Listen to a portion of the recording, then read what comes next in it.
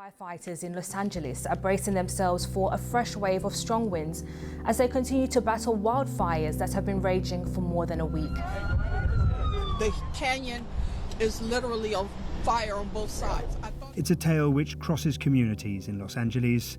Elizabeth Rafidi grew up in a poor neighborhood here, but became a lawyer and bought a house in Malibu with her husband. Today, she's living in a hotel room, unsure of what the future holds.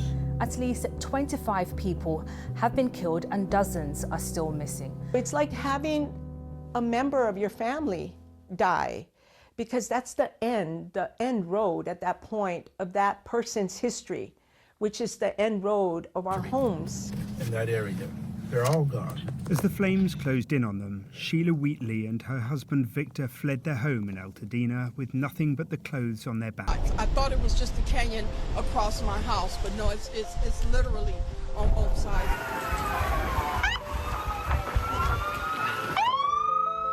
We're trying to save our pets, and We can't get into our house. It's like watching your childhood burn down. My father is an immigrant who came here with $1 in his pocket. And my mom was a stay-at-home mom for years. She's very sad. Everything is burned. They got out only with their cats and photo albums.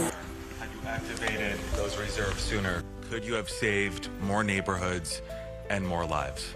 I would think fundamentally, as we surged exactly how we did, our firefighters pushed in. They did everything that they could, and it's a what if. Again, I want to also focus on, no, of course there's always lessons learned, I tell you. I am taking this to the highest of high thought processes of how the LAFD and our entire region could do better. As of January 17th, 2025, the wildfires in California, including the Los Angeles region, have continued to cause significant damage and concern. Raced across Altadena and Pasadena. The two fires charred more than 37,000 acres, destroyed over 16,000 structures, and cost 29 people their lives. They now say they're looking into whether an idle transmission line became energized and possibly sparked the fire. As of now, the following are key details about the ongoing situation. 1. Current wildfire activity. Multiple wildfires are still active in the Los Angeles area, fueled by dry conditions, high winds, and a lack of rainfall in recent weeks. Or a fire from a few days prior that may have been reignited by the historic winds. The foot of the fire started real close to where the last fire was on New Year's Eve. These fires are spreading quickly in the hilly, wooded areas surrounding the city, especially in regions like Malibu, the Santa Monica Mountains, and other parts of Ventura and Los Angeles counties. 2. Evacuations and displacements. Thousands of residents in high-risk areas have been forced to evacuate, with local authorities issuing evacuation orders and warnings for several neighborhoods. People have been advised to stay on alert as the fire moves unpredictably, and shelters are being set up for displaced residents. Federal help on the way. In the meeting that we just had, there was DOD representative there talking about over a couple hundred service members coming in with experience in handling hazardous material. So to continue to flex up even more makes me only more confident. 3. Air quality concerns. The wildfire smoke has severely impacted air quality, with hazardous conditions reported in many parts of Los Angeles.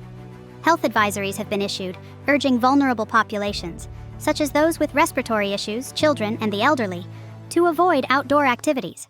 To help with that, LA will stand with you until the Palisades is completely rebuilt and your families return home. 4th, firefighting efforts.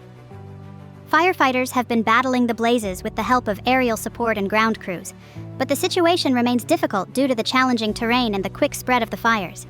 Containment efforts have been hampered by the dry conditions and high winds. It's 10:30 in the morning on Tuesday, January the 7th. Fire is sparked. 5. Weather conditions. The region has been experiencing unseasonably high temperatures and gusty winds, which have contributed to the rapid growth of the fires. Authorities are concerned that the lack of significant rainfall in recent months is making the fire season longer and more intense. First responders are at the scene and they're confronted with a wall of flames.